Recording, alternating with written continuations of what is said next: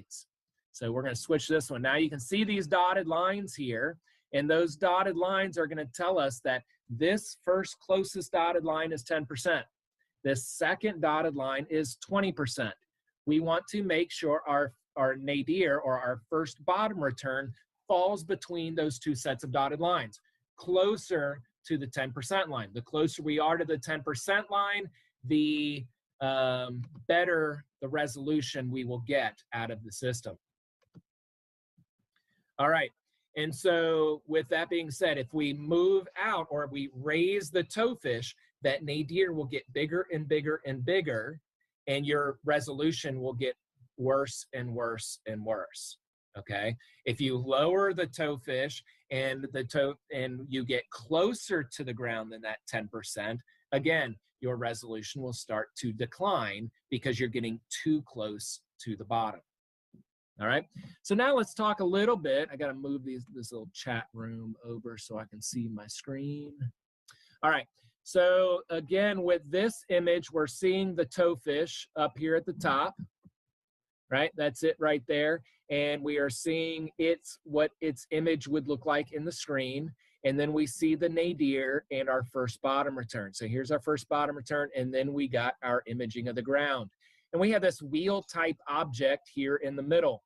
That wheel type object we'll just call that our target for now. So as the side scan is flowing through the water and it's sending out a single frequency, right? That frequency is moving out across, right? When it first hits the water, that frequency comes out of the transducer. It is not hitting anything, right? It hasn't hit the ground yet. And so as it's coming out, it's coming down and it hasn't hit anything. And if it hasn't hit anything, nothing is reflecting back to the toe fish to give you an image.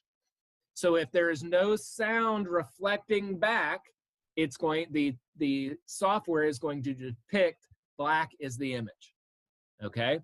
And you will start getting imaging once that frequency wave hits the ground. So you'll see right here where that frequency hits that first bottom return is where portions of that frequency start bouncing back to the side scan. That's when you start picking up these different densities going along the bottom. So then as the frequency starts moving across the screen, more and more of that frequency is bouncing back to the toe fish, and you are getting all of these pixels in here.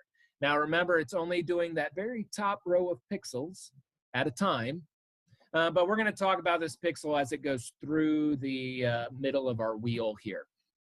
So here's our wave again. It's moving forward and across our screen, and once it hits our wheel type object, this whole lower half of that frequency wave is going to either be absorbed by our object or reflect back to the toe fish. The amount of sound that reflects back to our toe fish will give us this bright line right here, okay?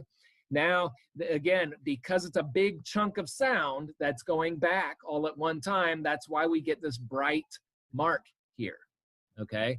The darker shades are lower densities or lower reflections.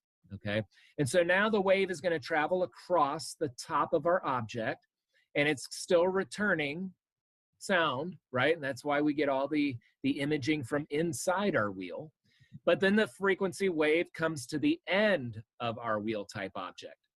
Well, our wheel type object is off the ground, and all of this frequency right here was already sent back.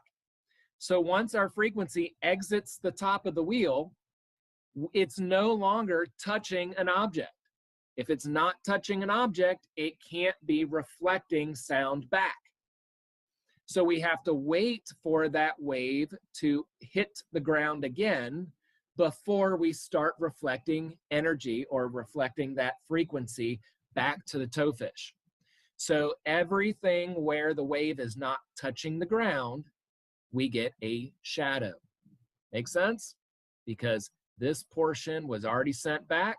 We can't regrow the wave in the middle of its sent, and so we have a missing wave out here. And so once it hits the ground again, we start reflecting more sound off the ground, and we again create an image. So that's the difference of how all of this frequency works.